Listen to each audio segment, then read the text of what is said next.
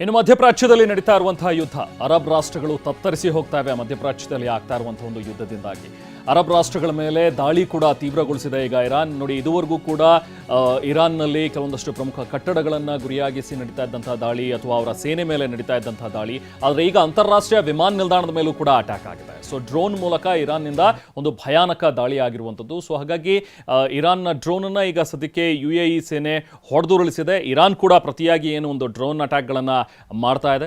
ಬಗ್ಗೆ ಮತ್ತಷ್ಟು ಡೀಟೇಲ್ಸ್ ಪಡೆಯೋಣ. ನಾವು ಪ್ರತಿನಿಧಿ ಮಹೇಶ್ ನಮ್ಮ ಜೊತೆಗೆ ಜಾಯ್ನ್ ಆಗಿದ್ದಾರೆ. ಮಹೇಶ್, ಈ ಒಂದು ಯುದ್ಧ ಈಗ 8ನೇ ದಿನಕ್ಕೆ ಕಾಲಿಟ್ಟಿದೆ. ಈ ಒಂದು ವಾರದಲ್ಲಿ ನಾವು ಗಮನಿಸ್ತಾ ಇದ್ರೆ ಪ್ರಮುಖವಾಗಿ ಕೆಲವೊಂದಷ್ಟು ಸೇನಾ ನೆಲೆಗಳು ಇದ್ರ ಮೇಲೆಲ್ಲವೂ ಕೂಡ ದಾಳಿ ನಡ್ತಾ ಇದ್ದಂಥದ್ದನ್ನು ಗಮನಿಸ್ತಾ ಇದ್ವಿ. ಆದರೆ ಈಗ ನೇರ ಏರ್ಪೋರ್ಟ್ಗಳ ಮೇಲೆ, ಅದು ಕೂಡ ರನ್ವೇ ಪಕ್ಕದಲ್ಲಿ ಬ್ಲಾಸ್ಟ್ ಆಗುತ್ತೆ, ಅಲ್ಲಿ ಅಟ್ಯಾಕ್ಗಳಾಗುತ್ತೆ ಅನ್ನುವಂಥದ್ದಿದ್ರೆ, ಈಗ ಡೈರೆಕ್ಟ್ ಆಗಿ ಸಿವಿಲ್ ಮೇಲೆ, ಸಿವಿಲ್ ಏರಿಯಾಗಳ ಮೇಲೆ ಅಥವಾ ಈ ಥರದ ಏರ್ಪೋರ್ಟ್ಗಳ ಮೇಲೆ ಅಟ್ಯಾಕ್ ಆಗ್ತಾ ಇರುವಂಥದ್ದು ಮತ್ತಷ್ಟು ತೀವ್ರಗತಿಯಲ್ಲಿ ಸಾಗ್ತಾ ಇದೆ. ಹಾಗಾಗಿ ಈಗಾಗಲೇ ಗಲ್ಫ್ ರಾಷ್ಟ್ರಗಳೆಲ್ಲವೂ ಕೂಡ ಈ ಅಟ್ಯಾಕ್ನಿಂದ ತತ್ತರಿಸಿ ಹೋಗ್ತಾ ಇವೆ. ಈ ಬಗ್ಗೆ ಮತ್ತಷ್ಟು ಡೀಟೇಲ್ಸ್ ಮತ್ತು ಅಪ್ಡೇಟ್ಸ್ ಏನಿದೆ ಈಗ ಸದ್ಯಕ್ಕೆ?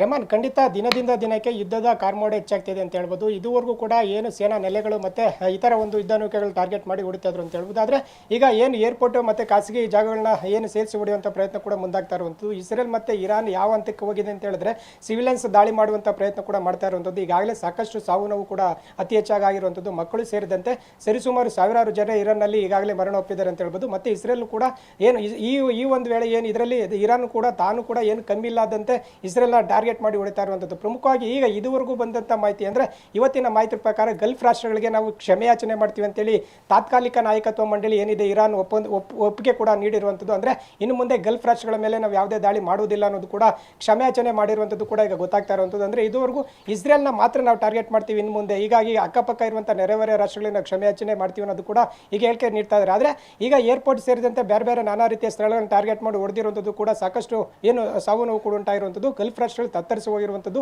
ಹೀಗಾಗಿ ರಾಷ್ಟ್ರದ ಒಂದು ಜಾಗತಿಕ ಮಟ್ಟದಲ್ಲೂ ಕೂಡ ಸಾಕಷ್ಟು ಒಂದು ಸದ್ದು ಮಾಡ್ತಾ ಇರುವಂಥದ್ದು. ಈ ಹಿನ್ನೆಲೆಯಲ್ಲಿ ಅಕ್ಕಪಕ್ಕ ಇರುವಂಥ ನೆರೆಹೊರೆಯ ರಾಷ್ಟ್ರಗಳು ಕೂಡ ಏನು ಸಭೆಗಳ ಮೇಲೆ ಸಭೆ ಮಾಡಿ ಈ ರೀತಿ ಮುಂದುವರೆದ್ರೆ ಹೇಗೆ ಮುಂದುವರುತ್ತೆ ಅನ್ನೋದು ಕೂಡ ಆತಂಕ ಕೂಡ ಉಂಟಾಗಿರುವಂಥದ್ದು. ಈ ಹಿನ್ನೆಲೆಯಲ್ಲಿ ಇರಾನ್ ಮೇಲೆ ಒತ್ತಡ ಇರುವಂಥ ಪ್ರಯತ್ನ ಕೂಡ ಮಾಡ್ತಾ ಇರುವಂಥದ್ದು. ಗಲ್ಫ್ ರಾಷ್ಟ್ರಗಳು ಈ ಥರ ಒಂದು ಏನು ಮಿತ್ರ ರಾಷ್ಟ್ರಗಳ ಜೊತೆ ಏನು ಸಂಬಂಧ ಇರುವಂಥ ಹಿನ್ನೆಲೆಯಲ್ಲಿ ಒಂದು ಸಭೆಗಳು ಕೂಡ ಮಾಡಿ ಸಹಾಯಕ್ಕೆ ಬರುವಂತೆ ಸಾಕಷ್ಟು ರಿಕ್ವೆಸ್ಟ್ ಕೂಡ ಮಾಡಿಕೊಂಡಿರುವಂಥದ್ದು. ಸದ್ಯ ಈಗಿನ ಮಾಹಿತಿ ಪ್ರಕಾರ ಏನು ತಾತ್ಕಾಲಿಕ ಇರಾನ್ನ ತಾತ್ಕಾಲಿಕ ಏನು ನಾಯಕತ್ವ ಮಂಡಳಿ ಏನಿದೆ ಗಲ್ಫ್ ರಾಷ್ಟ್ರಗಳ ಮೇಲೆ ಯಾವುದೇ ರೀತಿ ದಾಳಿ ಮಾಡೋದಿಲ್ಲ, ಆದರೆ ಇಸ್ರೇಲ್ನ ನಾವು ಯಾವುದೇ ಕಾರಣಕ್ಕೂ ಬಿಡೋದಿಲ್ಲ ಅಂತೇಳಿ ಟೆಲ್ ಅವೀವ್ನ ದಾಳಿಯನ್ನು ಮುಂದುವರಿಸಿದೆ ಅಂತ ಹೇಳ್ಬೋದು.